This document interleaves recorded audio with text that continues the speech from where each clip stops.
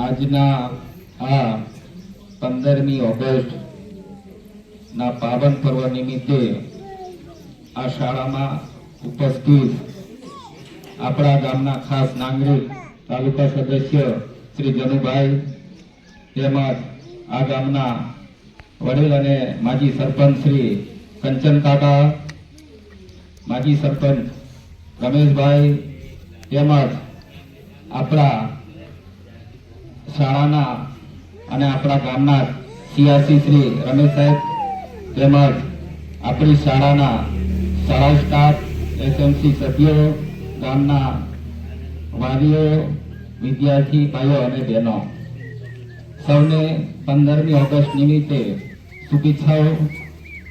આપણે આજે 80માં 15મી ઓગસ્ટની ઉજવણી કરી રહ્યા છીએ. તો ખાસ કંઈ કહેવું નથી, પણ આજનો આ દિવસ આપણે આ 15મી ઓગસ્ટ જે ઉજવી રહ્યા છે તો એ વર્ષોની આપણી જે અંગ્રેજોની જે ગુલામી હતી એ ગુલામીને એ વખતના અંગ્રેજ શાસકોને આપણે આપણા દેશમાંથી કાઢી મૂક્યા. એટલે કે 1947માં આપણને આઝાદી મળી. આ આઝાદી કઈ આપણને સહેલામાં કે મફતમાં નથી મળી. એના માટે આપણા પૂર્વજો કે આપણા દેશના ઘણા બધા એવા નેતાઓ એના માટે વર્ષો સુધી લડત ચલાવી. આ લડત કઈ 10, 12, 15, 20 વર્ષની લડત નહીં, 100 વર્ષની લડત ચલાવી અને આપણને આઝાદી મળી. છેક 1857 થી શરૂઆત કરીને 1947 સુધી આપણા દેશના જે નેતાઓ લડ્યા એના પરિપાક રૂપે આપણને આ આઝાદી મળી છે. ઘણા તો એવા નેતાઓ છે બરાબર દેશને આઝાદ કરાવવા માટે ફાંસીના માચડે ચડી ગયા અને એ લોકો આપણી આઝાદી આઝાદ ભારતને દેખી ના શક્યા. આટલું કામ કર્યું છે, બરાબર છે. તો આપણે એ વિચારવાનું કે આપણે દેશ માટે શું યોગદાન આપી શકીએ. એટલે આવા જે ક્રાંતિકારી નેતાઓ છે એમાંના ઘણા બધા નેતાઓના નામ લેવા જઈએ તો બહુ ઓછા છે. હજારોની સંખ્યામાં આપણા દેશના લોકોએ પોતાના પ્રાણોની આહુતિ આપી દીધી છે અને એના પરિણામ રૂપે આપણે જે કંઈક આઝાદીના મીઠા ફળ ચાકી રહ્યા છે એ આજે અનુભવી રહ્યા છે. આપણો દેશ આજે વિકાસની તેજ રફતાર પર ચાલી રહ્યો છે. બરાબર છે. આજે આપણે છેક જમીનથી માંડીને ઉપર સુધી આપણા વૈજ્ઞાનિકો છે એ પહોંચી ગયા છે.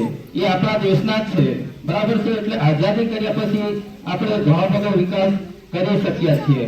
આપણે ગામમાં જ વિચાર કરીએ કે પહેલા એક જ શાળા હતી, એના બદલે 4 શાળાઓ થઈ ગઈ. આ પણ વિકાસ છે. આ શાળાની જ વાત કરું તો અમે આ પ્રથમ પાયાના પથ્થરો કે પ્રથમ વિદ્યાર્થી કે તો હું આ શાળાનો વિદ્યાર્થી છું. બરાબર.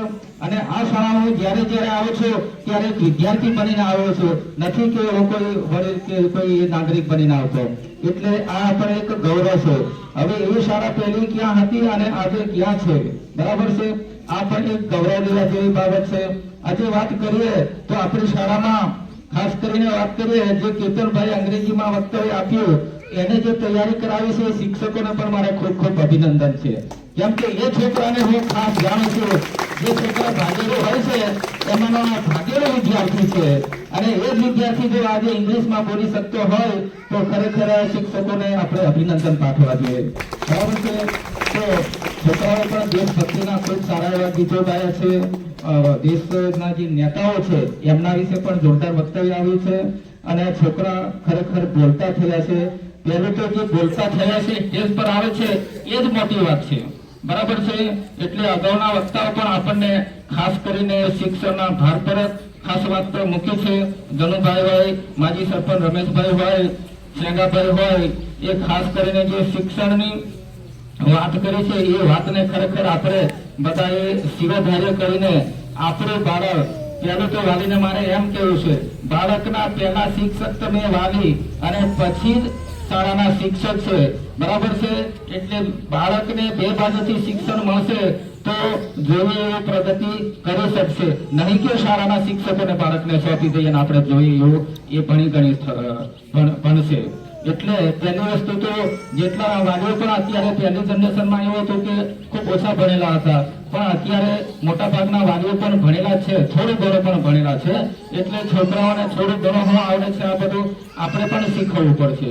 એટલે આપણું બાળક જેવું તૈયાર કરવું હોય એવું તૈયાર કરવું પડશે. એમ જોવા જઈએ તો આપણો સમાજ આપણા ગામડા ઘણા બધા પાછળ છે હજી. બરાબર છે. આપણે બીજા દેશ મતલબ બીજા જિલ્લા બીજા ગામડાની કે બીજા સંસ્થાની જો સરખામણી કરીએ તો આપણું બાળક હજુ પાછળ પડે છે. હા, ભણે છે ખરા પણ તે બહુ ઓછા. પણ આપણે શું કરવાનું છે આપણા બધા જ બાળકો આપણી શાળાના બધા જ બાળકો ભણી ગણીને ખૂબ આગળ વધે એવા પ્રયત્નો કરવાના છે અને સૌને પ્રેરણા પ્રોત્સાહન અને માર્ગદર્શન પૂરું પાડવાનું છે અને શાળાને અને શાળાના શિક્ષકોને પણ આપણે સારો સહકાર આપવાનો છે. બરાબર. આપણે કોઈ ફરિયાદ કરવાને બદલે શું ઘટે છે શું તકલીફ છે એ પૂછવાની જરૂર છે શાળાના શિક્ષકોને. કેમ આ વસ્તુને કેમ કરી શક્યો, કેમ બોલે છે એની બી વાત કરતા. અહીંયા કશો સુવિધા નથી. એક શાળા હતી, અંદર એક પાટી હતો, એક ખુરશી હતી, એક ટેબલ હતું. બરાબર. અને એક જ શિક્ષક હતો. ત્યારે પણ અમે જે ભણ્યા છે અત્યારે અહીંયા આવીને બોલી રહ્યો છે એ પણ એ આ શાળાનો તો એક પરિપાક છે. બરાબર. છતાં આપણે ભણ્યા. અત્યારે આપણે જો દેખીએ છીએ ઓરડા કેટલા છે, તમારું મેદાન કેટલું સરસ છે, શિક્ષકો કેટલા છે, વિષયવાળા શિક્ષકો છે, આપણો આ બધું બેકગ્રાઉન્ડ કેટલું મસ્ત છે. બસ આપણા બાળકોને નિયમિત શાળામાં મોકલો, કાળજી રાખો અને આપણી શાળાના બધા જ બાળકો ભણી ગણીને ખૂબ આગળ વધે એવી આ પાવન પર્વ નિમિત્તે મારી સૌને શુભેચ્છા છે. જય હિન્દ, જય ભારત. ભારતની ક્રાંતિકારીમાં અંગ્રેજોને ભગાડવાનું કામ કર્યું હોય તો મિત્રો મારે બધા ઘણા બધા નેતાઓ આન તેન બધા ઘણું બધું આપ્યું છે બલિદાનો. ખાસ મારા મિત્રો આ વાકોડ ગામની બળવાસાની હિરોલ માતાએ પ્રથમ પગલું બાંધી આ એક ક્રાંતિકારીનું એક સપનું લઈને ગોધરામાં ત્યાં રણભંડી ભરીને કેટલાક માણસોને કાપી નાખ્યા હતા અને તે આ ભૂમિ વાકોડ છે. આજે આપણે બધા જોવા જઈએ ને ચોપડે સમજવા જઈએ ત્યારે બીજાનું નામ આવે છે કે આ એમ કરેલું ને તેમ કરેલું. મિત્રો આપણા પગમાં દવાડ બળે છે તેની કોઈને હજુ ખબર નથી. આપણી આ બળવાસા માતાએ મેળો પડે છે. એ હિરુલ માતાએ અહીંયાથી કોઈ પુરુષોનો ટેકો ના લીધો, પોતે ખભે ધાર્યા અને તલવારો હાથમાં લઈ 4-5 વીરાંગનાઓ એમને સહન ના થયું એટલે ગોધરામાં જઈ લડાઈ લડ્યા હતા. અને એમાં કેટલાક ગીતો પણ અત્યારે છે અને એ ગીતો બધા મોજૂદ છે કે ગોધરા શહેર મેં લાગી લડાઈ રે ઘડુલ્યું ઘૂમે છે.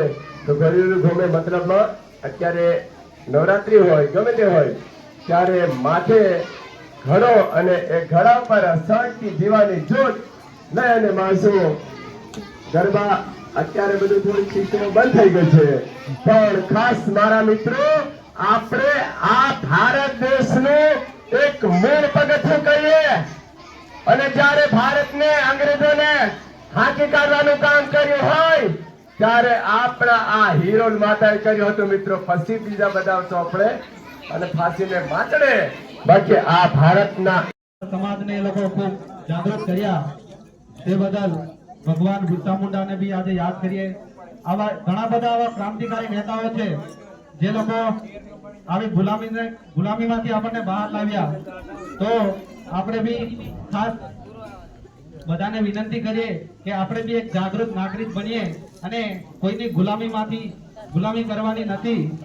તો આપણે એક જાગૃત નાગરિક તરીકે આજે 15મી ઓગસ્ટ નિમિત્તે ખાસ ભારત દેશની અંદર બધા ગામડાઓની અંદર ગ્રામ સભા ભરવામાં આવે છે.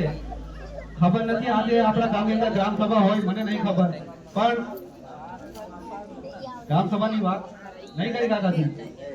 ગામના સરપંચની બી ફરજ હોય છે કે પોતાના ગામની અંદર ગ્રામ સભા રાખે એટલે દરેક નાગરિકોને ખાસ જણાવવું જોઈએ. અને આ ગ્રામ સભાની અંદર ગામના દરેક પ્રશ્નોનું સોલ્યુશન કરવાનું હોય. આ શાળાની અંદર પણ ઘણી બધી સુવિધાઓ મળતી હશે કે નથી મળતી મને ખબર નથી. લગભગ 2008-9ની સાલની અંદર અમે પણ અહીંયા જ ભણ્યા હતા ત્યારે બી આવું જ હતું અને ખાલી એક જ બિલ્ડિંગ નવું બન્યું દેખાય છે. ઘણી બધી ગ્રાન્ટ તો આપણી સ્કૂલ માટે પણ આવતી હોય છે. તો ખાસ સુવિધાઓ આપણી સ્કૂલમાં બી કરાવે. અને ઘણા છોકરાઓની બી ફરિયાદો હતી કે અમને પેશાબ કરવા માટે બાથરૂમમાં નથી જવા દેતા શિક્ષકો. તો પેશાબ કરવા માટે બાથરૂમની બી સુવિધા આપણી સ્કૂલમાં હોય અને દરેકને ઘણી બધી સુવિધાઓનો લાભ આપણી સ્કૂલમાં મળે. અને શિક્ષક મિત્રોને પણ કહું છું કે તમને શાળાની અંદર જો કઈ બી તકલીફ પડતી હોય તો તમે ડાયરેક્ટ કોઈને ના કહી શકતા હોય તો અમારી જેવાને જણાવજો, જેથી તમને સ્કૂલની અંદર બધી સુવિધાઓ મળે. તમે કોઈને ના કહી શકતા હોય તો કહેજો.